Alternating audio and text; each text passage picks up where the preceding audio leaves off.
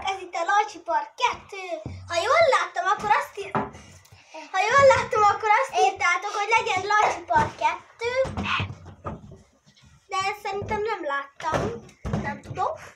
De az is lehet, hogy lesz. De legalább, hogyha már beírtátok kommentben, akkor annak örüljétek, hogy van Lajcsi Park 2.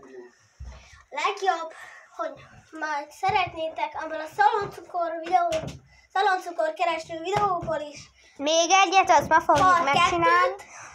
Akkor azt is írunk. Légy szíves, tekintsétek meg az egész csatornánkon, mert mi csak most kezdtük. Csak most kezdtük. Az új év, az, hogy szerepel benne Milán, Bálint, Lujza, Marcika, ott van áll a Lajcsika. Szia, Lajcsi! Mivel Lajcsi a szereplőnk, ezért Lajcsika is itt van. Mondom neki Lajcsi. Itt van velünk Lajcsi. Igen, na! Kezdjük el! Lajcsi! Elkezdjük. Marcika, gyere másik oldal. Lajos! Gyere! Lajos! Nagyon erre menjünk.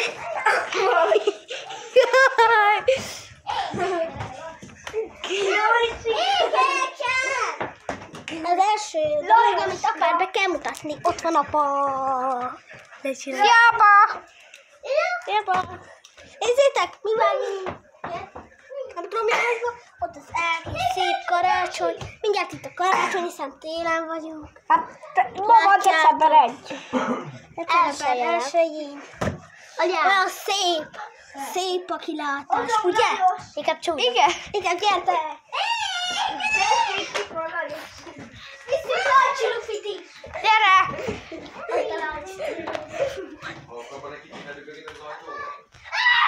Sziasztok! Amit be szeretnék mutatni. Kaptam. Igazából 8 éves vagyok. Szerintem mindjárt mások is elmondják, hogy hány évesek. Na, gyerünk csapat, gyertek ide! Mindenki! Mindenkinek el kell mondania, hogy hány éves. 9. Marcika, hány éves vagy? Nézd! Te? 8. 9. Február 16-án 10. Április. Figyeljetek! Ő meg... És a kamerás! 9,5! Március 10-én. Féltestvérek vagyunk, azaz Bálint, meg Lúzia féltestvérünk. Te is. Féltestvérek, amíg féltestvérek vagyunk, és azért vettük fel ezt a videót, mert nagy örömmel elkezdtük. Ha szeretnétek, hogy legyen még folytatás, akkor inkább annyit csináljatok. Mutassatok nekünk egy trükköt, én is tudok egyet, de azt majd a szaloncukorban keresőben megmutatom. Majd megmutatom, hogy mi lesz. Kettőt is tudok, de az egyiket fogom. Lajos, kaptál meg gond! Itt van Lajcsi, megmondjuk hány éves, ő még csak 2 éves. Ennyi lett volna a mai videó, hogy találkozunk a sziasztok!